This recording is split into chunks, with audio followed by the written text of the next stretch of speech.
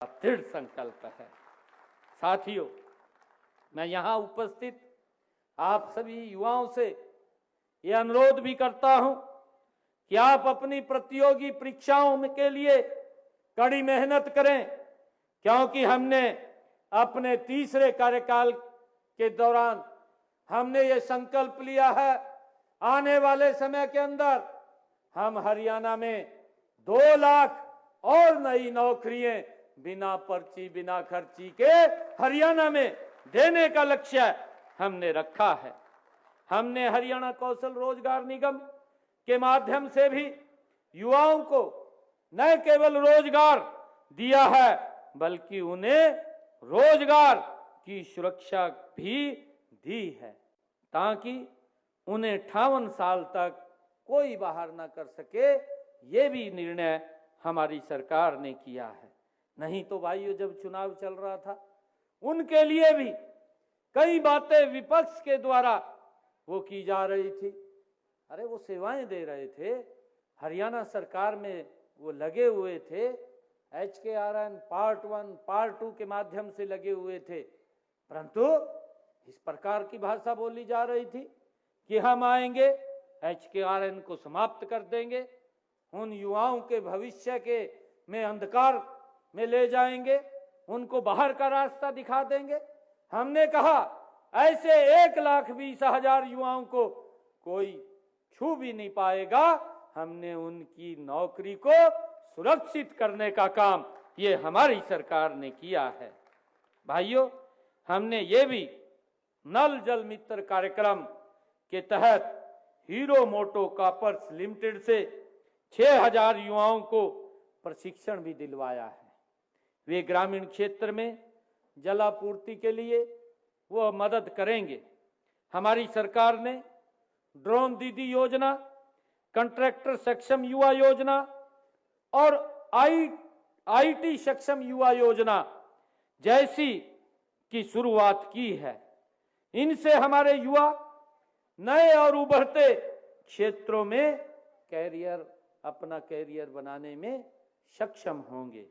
मुझे खुशी है कि हमने जो कंट्रैक्टर सक्षम युवा योजना बनाई है कि जिन्होंने ITI की है, ऐसे 25,000 हमने नए कॉन्ट्रैक्टर को काम करने का अवसर दिया है कि वो काम कर सके और अपने विकास की जीवन यात्रा को शुरू करें और करते हुए विकास की नई ऊंचाइयों को छुएं। उनको रोजगार भी मिलेगा और इस देश की सेवा करने का भी अवसर मिलेगा। हमने इसके माध्यम से उनको अलाउ किया है। ऐसे 25,000 युवा साथियों को जिन्होंने ITI किया, उनको कहीं रजिस्ट्रेशन कराने की जरूरत नहीं है, वो अपने काम कहीं भी कॉन्ट्रैक्टर के ऊपर शुरू कर सकते हैं।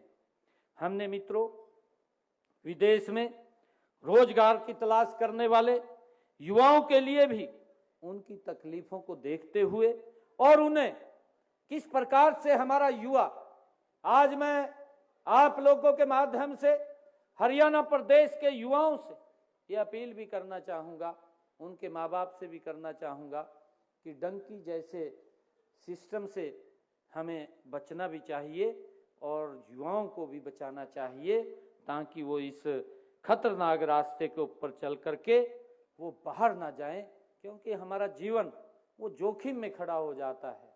हमने इसके लिए युवाओं को विदेशों में भेजने के लिए, शिक्षा व रोजगार दिलवाने के लिए विदेश सहयोग विभाग हमने बनाया है और अब तक युवाओं के कॉलेजों में ही निःशुल्क पासपोर्ट बनवाए जा रहे हैं।